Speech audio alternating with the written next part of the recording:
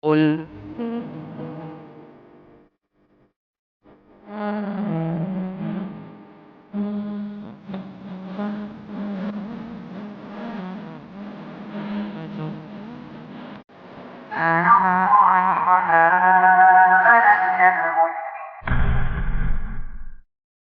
Bismillahirrahmanirrahim. Assalamualaikum warahmatullahi wabarakatuh. Alhamdulillah wassalatu wassalamu ala Rasulillah wa ala alihi wa man tabi'ahum bi ihsan ila yaumil. Allahumma anfa'na bima 'allamtana wa 'allimna ma yanfa'una wa zidna ilma. Baik, para jamaah sekalian, kita lanjut kembali pembahasan sifat salat Nabi sallallahu alaihi wasallam dari kitab Sifat Salat Nabi karya Syekh Muhammad Nasiruddin Al-Albani. Kita lanjut halaman 93, salat di atas mimbar. Dibacakan. Salat di atas mimbar. Terkadang Rasulullah SAW salat dengan berdiri di atas mimbar. Dalam satu riwayat disebutkan tinggi mimbarnya 3 anak tangga. Kemudian beliau berdiri di atas mimbar ini lalu bertakbir.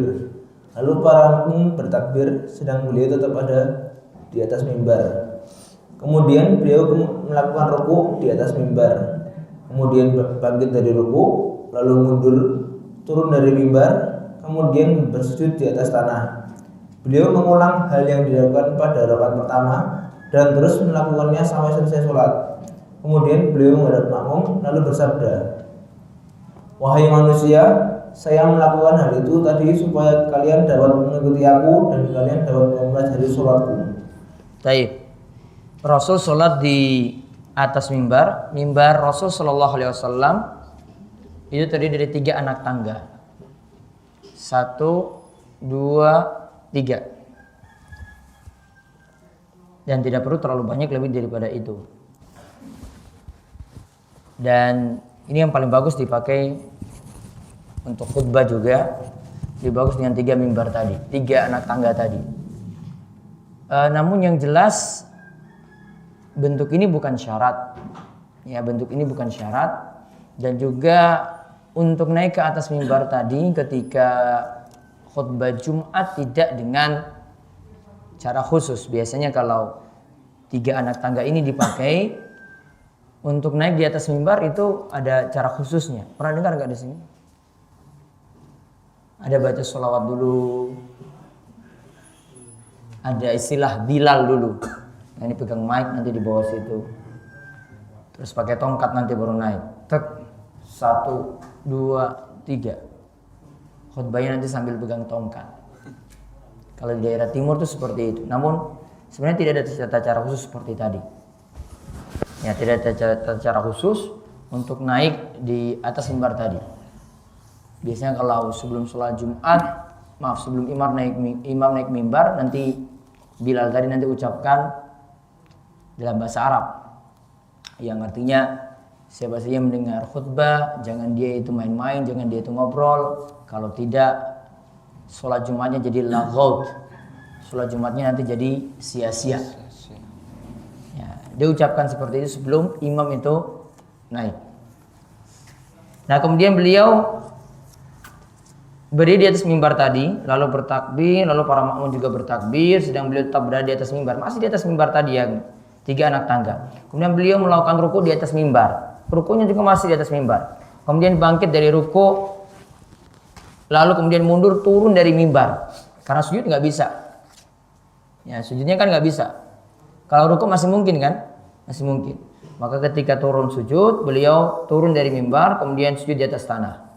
Kemudian beliau mengulang hal yang dilakukan tadi pada rakaat pertama, ulang di rakaat yang selanjutnya. Kemudian beliau katakan, saya melakukan seperti ini supaya kalian tahu gimana sholatku. Jadi bisa ditiru sholat dari Nabi Sallallahu Alaihi Wasallam. Intinya kesimpulannya masih boleh sholat di atas mimbar. Masih boleh sholat di atas mimbar. Kemudian yang ke-8. 8. Kewajiban memasang sutroh atau pembatas. Memasang sutroh atau pembatas.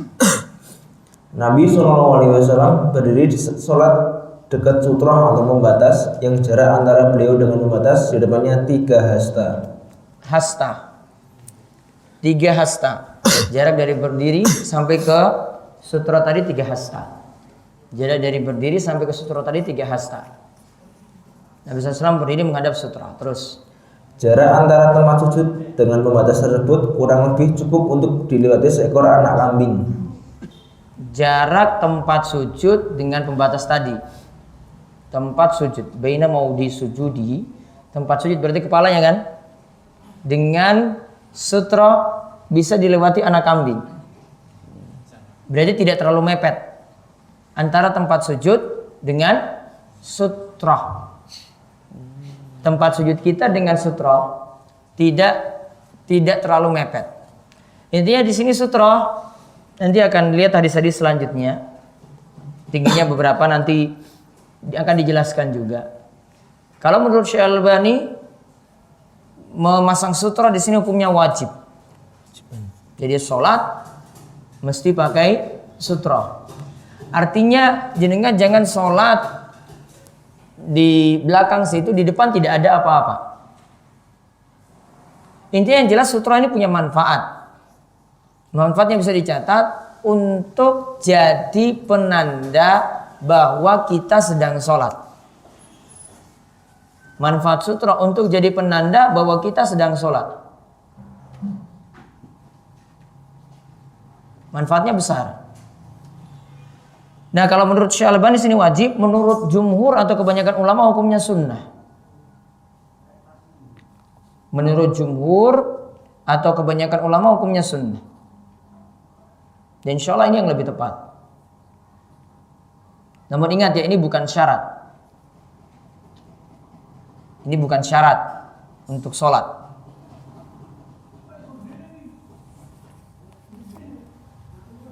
Nah, konsekuensinya nanti kalau sutroh itu hilang. Misalnya, kita pakai sutroh pembatas ini orang di depan kita yang sedang duduk. Yang di belakangnya lagi, terus kita berdiri di belakangnya lagi. 2 orang ini pergi. Di soft pertama, ada lagi di soft kedua, kita pas di soft ketiga. Kita sholat pas di belakang orang yang kedua. Orang pertama pergi, orang kedua pergi. Pas meja ini depan sini. Berarti jaraknya berapa meter itu? 3 soft ya pokoknya ya. Jauh nggak? Jauh. Kalau keadaannya seperti itu, jenengan tidak perlu melangkah sampai ke depan sini. Kalau menurut jumhur seperti tadi. Karena dia sudah menganggap itu hukumnya sunnah, sehingga tidak punya keharusan cari sutroh. Kalau sutroh itu hilang. Karena apa? Langkahnya terlalu banyak. Berapa langkah nanti kira-kira? 1, 2, 3, 4. Terlalu 4 langkah. Terlalu banyak. Dan ingat yang kemarin kita bahas, gerakan tambahan dalam sholat itu dibolehkan kalau tidak terlalu banyak. Standar banyaknya itu bagaimana? Kalau orang nilai itu sudah tidak sholat lagi, maka itu sudah dikatakan banyak. Karena dia jalan orang nganggap tidak sholat lagi. Ini nggak sholat ini sebenarnya. Beda kalau ini di saf ke 2 masih bisa 1 atau 2 langkah masih bisa. Ini masih sedikit. Ya, ini masih sedikit. Maka 1 langkah ke depan dia cari sutra nggak masalah. Namun kalau tetap di tempat tersebut juga tidak apa-apa. Konsekuensinya seperti itu. Intinya ini bukan jadi syarat. Ada ulama yang menganggapnya wajib seperti Syekh Al-Albani. Ya, namun jumhur ulama itu menyatakannya sunnah. Di antara dalilnya kalau dari mazhab Syafi'i atau dari Imam Syafi'i, bahwasanya Rasulullah SAW itu pernah sholat dalam riwayat yang sahih. Kalau tidak salah diriwayatkan oleh Bukhari atau Muslim. Bahkan dalam kitab salah satu dari kitab Sahihain disebutkan bahwasanya Rasulullah SAW itu sholat di depannya tidak ada satu pembatas pun, alias tidak ada sutroh pun. Namun yang amannya pakai sutroh. Ya, walaupun kita mengambil pendapat jumhur misalnya, namun amannya itu pakai sutroh saat sholat. Jadi tidak sholat itu di belakang sana, kemudian di depan tidak ada pembatas apa-apa. Dan ini akan lebih memotivasi kita untuk cari saf terdepan. Kalau cari sutra mungkin di depan paling bagus. Langsung ke tembok di depan, baru dia lakukan sholat di situ. Dia lebih menyemangati orang untuk berada di shaf paling depan. Terus. Beliau pernah bersabda, janganlah kamu sholat tanpa memasang sutroh, dan janganlah engkau membiarkan seseorang lewat di hadapan kamu tanpa engkau cegah. Jika dia memaksa terus lewat di depanmu, lawanlah dia karena dia ditemani oleh setan. Di dalam hadis disebut fa in aba fal tuqatilhu. Jika dia enggan maka lawanlah dia. Di sini kalau terjemahkan, ada yang masih terjemahkan perangi, terjemahannya keliru. Perangi dia atau bunuhlah dia. Ada yang lewat di hadapanmu maka bunuhlah dia. Ada terjemahan seperti ini keliru. Maksudnya di sini lawan dia. Artinya jangan sampai dia dibiarkan lewat di depan kita. Artinya gini, kalau kita sholat di depan sutra, kita di situ, di sini sutra, ada yang mau lewat, kita bisa kasih isyarat seperti ini. Tanda bahwasanya kita menandakan kita lagi sholat, jangan lewat di depan kita sholat. Ada yang sudah dikasih ibarat isyarat seperti itu, masih ada yang belum paham juga. Ada cerita katanya ada yang sambil salamin juga. Wah, ini kayaknya dia mau salaman dengan saya.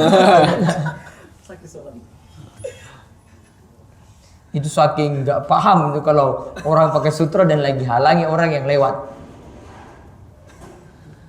Baik.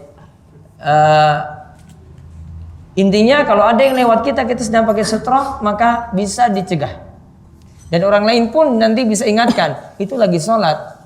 Ya, yang sebelum orang ini masuk, yang di saf itu misalnya halangi dia atau cegah dia. Maaf, itu lagi sholat itu. Karena apa? Ini sedikit mengganggu orang yang sholat ini. Ya, orang bolak-balik sedikit mengganggu. Baik, terus. Beliau juga bersabda, bila seseorang di antara kamu sholat menghadap sutroh, hendaklah dia mendekati sutrohnya sehingga setan tidak dapat memutus sholatnya. Nah, maka diperintahkan mendekati sutroh. Tadi sisakan space, ada bagian kosong, masih bisa dilewati kambing. Terus. Terkadang beliau memilih di dekat tiang yang terdapat di dalam masjidnya. Terkadang beliau memilih dekat tiang. Berarti sutroh bisa dengan menggunakan tiang. Dia ada tiang, pakai sutroh itu. Terus. Bila beliau sholat di tempat terbuka yang tidak sesuatu pun menutupinya, beliau menancapkan tombak di depannya. Tombak itu cuma bagian kecil saja. Terus. Lalu sholat menghadap tombak tersebut, sedang para sahabat bermakmum di belakangnya. Para sahabat akhirnya bermakmum di belakangnya. Beliau sholat menghadap tombak. Terus. Terkadang beliau melintangkan hewan tunggangannya di hadapan beliau. Lalu beliau sholat menghadap hewan tersebut. Terkadang beliau melintangkan hewan tunggangannya di hadapan beliau. Jadi pakai menghadap hewan. Lalu beliau sholat menghadap hewan tersebut. Terus. Hal ini berbeda dengan kasus sholat di kandang unta, karena sholat di tempat tersebut terlarang. Kalau sholat di depan itu yang jadi sutroh itu unta boleh. Namun kalau sholat di kandang unta nggak boleh. Sholat di kandang unta nggak boleh. Namun kalau sholat depannya itu yang jadi sutroh itu unta boleh. Terus. Terkadang beliau mengambil pelana lalu meletakkannya di depan beliau. Kemudian beliau sholat menghadap ke arahnya. Pelana itu pendek, tidak terlalu tinggi. Ya, pelana untuk kuda itu. Pelana untuk kuda itu tidak terlalu tinggi. Terus. Beliau pernah bersabda, jika seseorang di antara kamu telah meletakkan benda atau barang setinggi kayu bagian belakang pelana, sholatlah dengan tidak perlu menghiraukan orang yang lewat di sebelah tiang tersebut. Di sebelah tiang tersebut. Ini sutroh. Cuma satu tombak misalnya. Atau ini tiang. Di belakang sini masih bisa kita lewati. Ini orang sholat, ini sutroh, di luar sini boleh. Di luar sini boleh dia lewat gitu, nggak masalah. Jadi nggak terlalu khawatir ini. Wah ini bahaya, saya nggak bisa lewat ini. Jadi muter belakang jauh-jauh enggak. Ini pembatas. Di luar pembatas ini bisa dilewati. Termasuk juga kalau dia tidak pakai sutroh, ini tempat dia sujud, di luar tempat sujudnya bisa dilewati. Karena ini terlalu menyusahkan. Ini dia sholat sudah tidak pakai sutra di situ, tengah-tengah sini nggih. Masa kita tarik ke depan, selama ini jarak ke depan sini tidak boleh dilewati. Wah, ini terlalu berat. Cukup di bagian dia itu sujud saja, tidak boleh kita lewati. Di luar itu masih boleh. Terus. Beliau juga pernah sholat menghadap ke pohon. Dan terkadang beliau menghadap ke tempat tidur di mana Aisyah radhiyallahu anha tidur di atasnya dengan berselimutkan kain beludru. Jadi boleh sutra itu berupa pohon, boleh berupa tempat tidur. Terus. Beliau tidak pernah membiarkan apapun lewat di depan sutrohnya. Suatu ketika pernah seekor anak kambing melintas di depan beliau saat sholat. Lalu beliau maju mendahuluinya sampai perutnya menempel di dinding. Sehingga anak kambing tersebut lewat di belakang beliau. Jadi kambing mau lewat, jadi beliau milih maju depan, biar nanti kambing lewat di belakangnya. Ya, kambing mau lewat, ya beliau tahu seperti itu, beliau persilakan kambing lewat di belakang, beliau yang maju ke depan. Agar tidak diganggu sholatnya tadi, mungkin tujuannya seperti terus. Beliau pernah melakukan sholat wajib, lalu tiba-tiba menggenggamkan tangannya. Ketika selesai sholat, para sahabat bertanya, wahai Rasulullah SAW, apakah ada sesuatu yang baru dalam sholat? Sabdanya, tidak, tetapi sesungguhnya setan hendak lewat di hadapanku. Lalu aku cekik sampai tanganku merasakan dinginnya mulut setan itu. Demi Allah, seandainya saudaraku Nabi Sulaiman tidak mendahului aku, niscaya akan aku ikat setan itu di salah satu tiang masjid ini supaya bisa dilihat oleh anak-anak penduduk Madinah. Oleh karena itu, siapa saja yang dapat memasang sutra di hadapannya sehingga orang lain tidak dapat melewatinya, lakukanlah. Nah, tadi setan itu mau lewat di hadapan, maka Nabi SAW cekik setan tadi, dan Nabi SAW merasakan mulut setan itu dingin. Ini cuma dirasakan oleh Nabi SAW saja. Intinya di sini ada yang mau melewati dicegah. Ya, ada yang mau melewati itu dicegah. Tidak dibiarkan di hadapan kita sholat ada orang yang lewat kalau kita pakai sutra. Terus.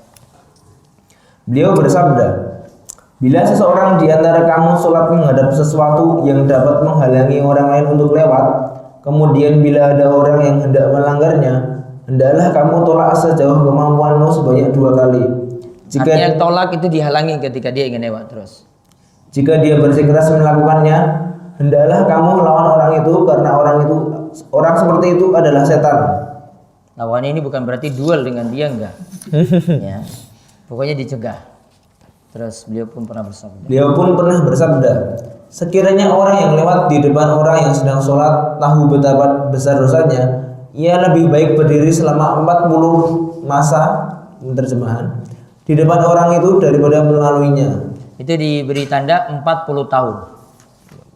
Ya, dalam riwayat lain diberikan keterangan 40 tahun. Masa itu maksudnya tahun. Jadi inilah poin pentingnya di sini. Sekiranya orang yang lewat, ini ada orang sholat, niki wong sholat. Terus ada yang lewat di hadapan orang yang sholat tadi. Kata Nabi SAW, mending dia itu diam selama 40 tahun daripada lewat di depan orang yang sholat. Ini menunjukkan ancaman, gak boleh lewat di depan orang yang sholat. Kalau ini wilayah dia sholat. Ya, kalau ini wilayah dia sholat, tidak boleh lewat di depannya. Ini juga jadi dalil pentingnya memakai sutroh ketika itu. Jadi kesimpulannya yang bisa kita simpulkan dari dalil yang ada tadi, yang jelas di sini tinggi sutroh tidak dijelaskan dengan dalil khusus. Yang kita dapati di sini tinggi sutroh setinggi pelana.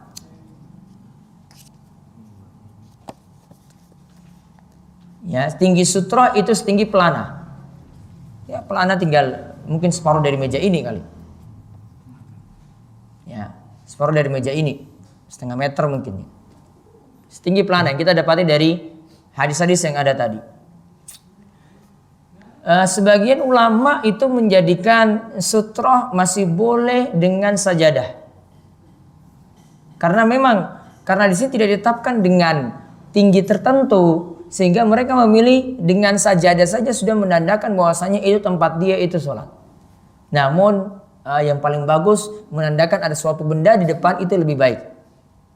Ada tiang, ada tembok, ada meja seperti ini, ada papan seperti ini, itu lebih baik daripada los begitu saja. Walaupun pakai sejadah. Karena sejadah pun kalau sekarang tidak menunjukkan itu tempat orang sholat. Ya, karena di masjid kita ya sejadah sudah digelar seperti itu. Jadi tadi mengenai tingginya. Nah, sedangkan benda yang bisa digunakan menjadi sutra, benda yang bisa dipasang sebagai sutra, bisa tembok, tiang, hewan. Tadi ada kan? Unta ya? Iya. Unta bisa dipasang. Meja juga bisa. Pohon. Kursi. Atau terakhir tadi pelana. Kemudian sekarang jarak. Jarak orang yang sholat dengan sutra.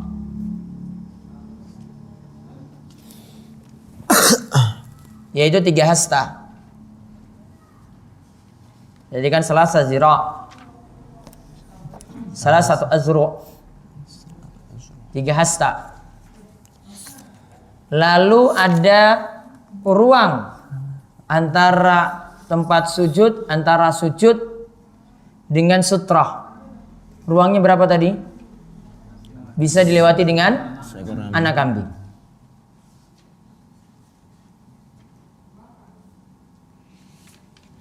Bisa dilewati dengan anak kambing.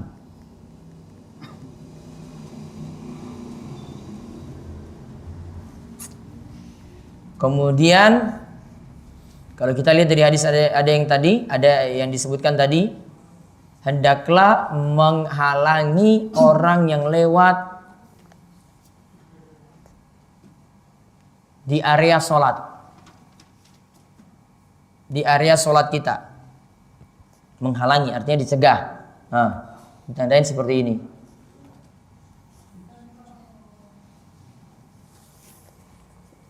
Kalau hadis ini tadi berlaku umum ini. Kambing saja Nabi SAW mau cegah dia lewat. Berarti kalau bocah, tangan nggak bisa, pakai kaki berarti di bawah. Di sliding. Yang jelas ya agak terlalu paksaan seperti itu. Ya, karena ini sulit. Ya, bocah kan biasa berkeliaran. Nah sekarang aturan lagi tentang sutra. Sutrohnya makmum adalah sutrohnya imam. Sutrohnya makmum adalah sutrohnya imam. Maksudnya apa? Jamaah-jamaah atau makmum-makmum gak perlu pasang sutroh masing-masing. Ini kalau sudah jadi sutroh, di belakang itu tidak perlu pasang sutroh lagi, saf kedua juga tidak perlu, saf ketiga juga tidak perlu.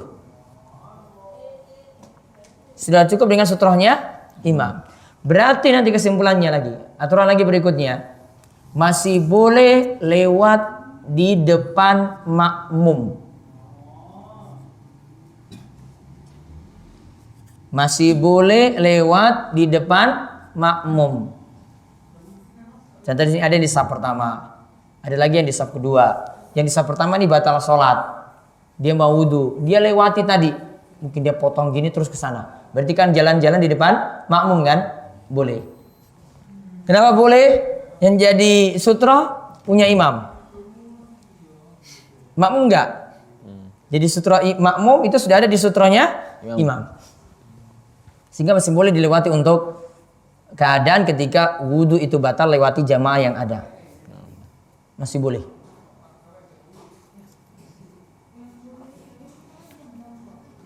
Kemudian ada keadaan darurat dengan terpaksa melewati orang yang pakai sutra. Contoh di sini yang para ulama biasa sering sekali sebutkan itu kalau berada di tempat yang padat, seperti di Masjidil Haram. Ini sangat-sangat sulit sekali. Dengan pasang sutra pun itu orang akan tetap lewat. Ya, orang akan tetap lewat karena keadaan tidak mungkin. Namun sebisa mungkin kalau kita masih bisa lewat di belakangnya atau di area yang bukan dia itu sujud, kita lewat di situ. Cuma keadaan darurat saja. Sehingga nggak usah terlalu dipaksakan. Jadi mau cegah dia, ya nggak bisa, dia nggak ada jalan lain. Super padat.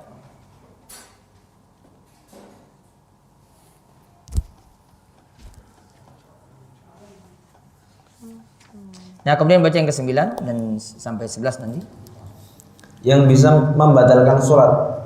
Beliau pernah bersabda, salat seseorang menjadi putus karena dilewati perempuan haid, keledai, dan anjing hitam bila di hadapannya tidak diletakkan pembatas sejenis pelana. Kata Abu Dzar, saya bertanya, wahai Rasulullah SAW, apa bedanya antara anjing hitam dengan anjing warna lain? Sabdanya, anjing hitam adalah setan. Anjing hitam adalah setan. Intinya kalau di sini Syalbani katakan secara tekstual, secara zahir, kalau ada lewat perempuan haid, kemudian keledai, disebut al-mar'atu al-haid ya.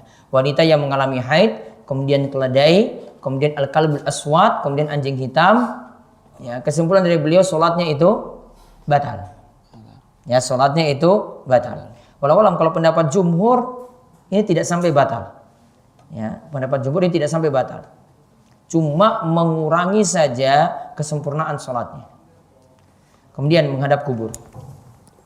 Menghadap kubur.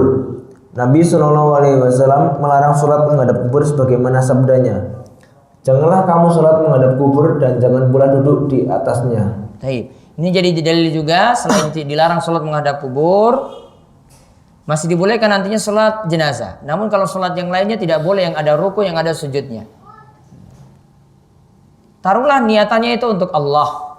Namun karena ini adalah perantara, nanti orang-orang akan mengira bahwasanya nanti dia akan menyembah kubur tersebut, sehingga ini tidak diperbolehkan walaupun niatannya itu untuk Allah Subhanahu wa taala sholatnya.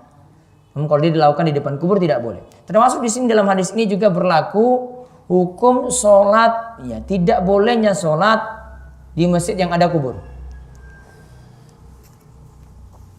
Selain dalil yang ada yang lainnya lagi, apalagi kalau kuburnya pas di arah kiblat.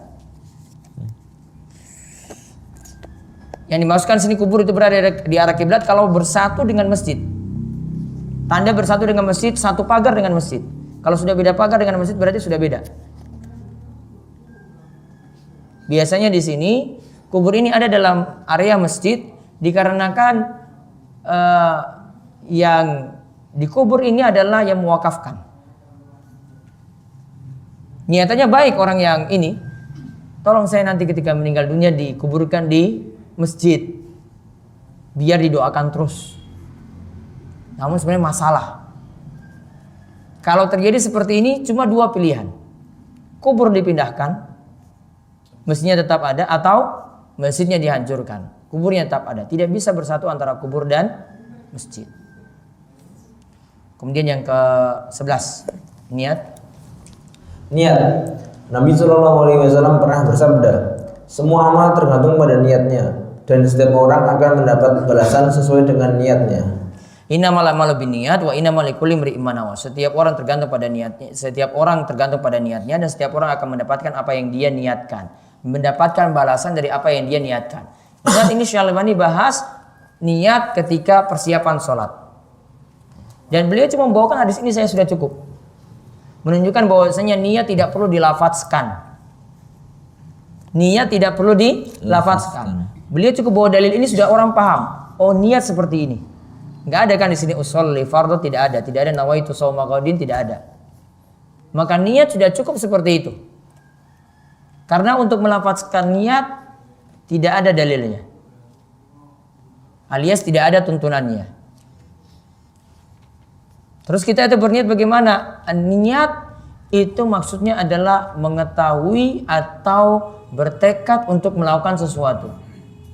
Maka ketika kita sudah bertekad melakukan sesuatu sudah disebut berniat. Sehingga tidak perlu pakai lafaz-lafaz tertentu, termasuk tidak perlu niat sampai dijaharkan.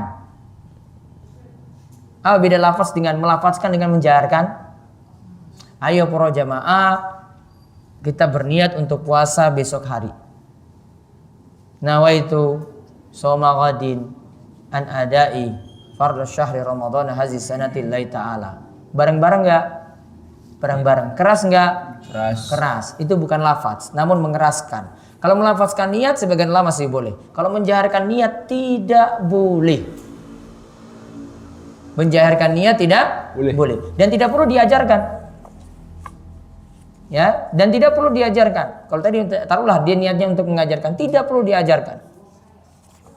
Karena secara lafaznya saja tidak ada nas. Sampai Ibnu Qayyim itu katakan tidak ada hadis dhaif pun. Enggak usah cari-cari hadis sahih. Tidak ada hadis dhaif pun yang menyebutkan lafaz semacam itu. Ya, tidak ada hadis dhaif pun, itu aja. Dhaif saja enggak ada. Enggak usah jadi cari-cari hadis sahih Bukhari Muslim, enggak perlu. Dhaif pun saja enggak ada. Apalagi sahih. Sehingga tidak perlu buat-buat niat-niat atau lafaz baru untuk hal ini. Cukup kita berkehendak melakukan sesuatu. Mau sholat asar sudah masuk dalam sholat, keinginannya sudah ada, sudah disebut niat. Mau makan sahur, mau bangun makan sahur sudah punya keinginan untuk niat. Yaitu sudah punya keinginan untuk puasa. Kita sholat tarawih saja sudah tahu besok kita mau puasa. Maka itu sudah dibangun niat di situ. Terus kapan orang itu tidak berniat? Contoh misalnya puasa wajib disyaratkan niat di malam hari. Kapan orang itu tidak niat puasa untuk esok hari? Kalau dia dalam keadaan tidak sadar dari maghrib sampai subuh.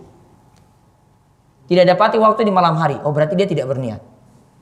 Contoh dia dalam keadaan ya belum siuman. Dari jam 5 sore sampai jam 5 pagi. Berarti kan tidak ada kesempatan untuk berniat di malam hari. Ya, maka tidak boleh bangun niat untuk puasa wajibnya dari pagi hari, tidak boleh. Karena puasa wajib itu dipersyaratkan niatnya mesti ada di malam hari. Allahu a'lam bishawab. Sampai persiapan sholat bab 1 rampung kita bahas. Ada pertanyaan? Ya.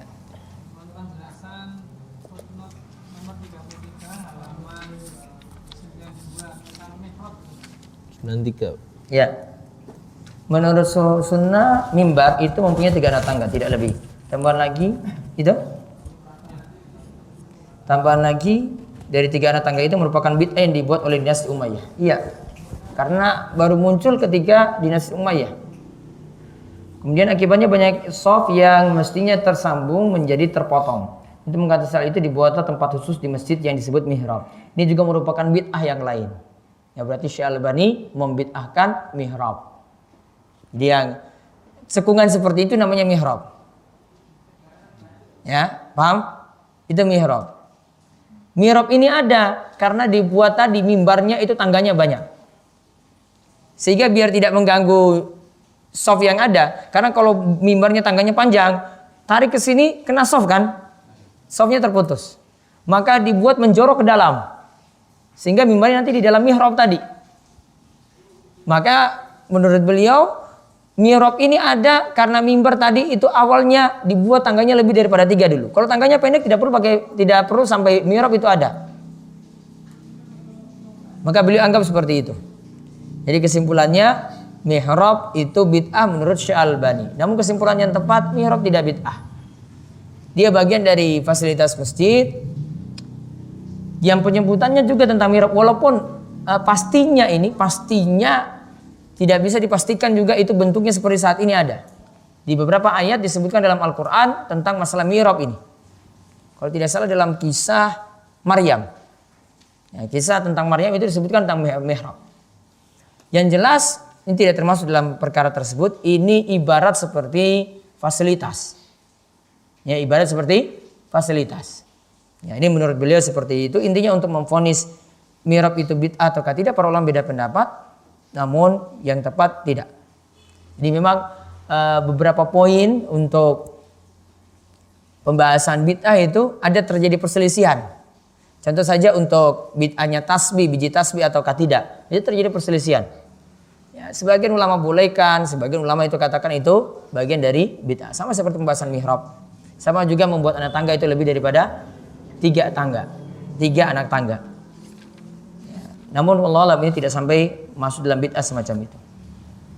Contoh juga Syekh Al-Albani nanti dalam pembahasan sholat di sini, beliau dalam gerakan misalnya setelah bangkit dari ruku itu i'tidal dengan sedekap lagi, beliau membid'ahkan. Ulama lain tidak. Ya, bahkan dalam ulama mazhab Hambali lebih afdolnya itu tangannya itu sedekap setelah bangkit dari rokok. Namun seperti ini si Albani vonis itu bid'ah. Jadi dalam memilih seperti ini para ulama beda pendapat. Yang tepat ya bahkan dalam mazhab Hambali itu suatu yang dianggap sebagai sunnah. Ada lagi? Ya.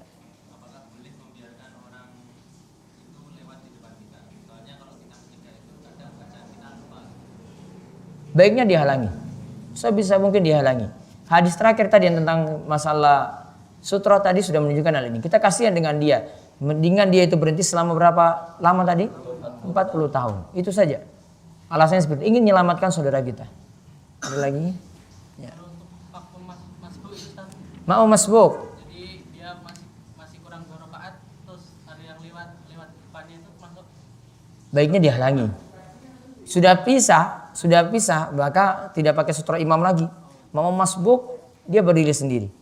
Maka kalau tidak ada orang di depannya, ya sudah, lepas saja begitu. Kalau dia masih orang depan kosong, orang samping kirinya ada di depan, dia geser 1 langkah ke kanan atau ke kiri, boleh. Ada lagi? Taib, tentang gerakan dan bacaan sholat pada bab kedua dari takbir seterusnya, insya Allah nanti ba'da sholat tarawih kita akan bahas. Ya kita cukupkan, kita tutup kalian doa kafaratul majelis. Subhanakallahumma bihamdika, asyhadu an la ilaha illa anta, astaghfiruka wa atubu ilaik. Assalamualaikum warahmatullahi wabarakatuh.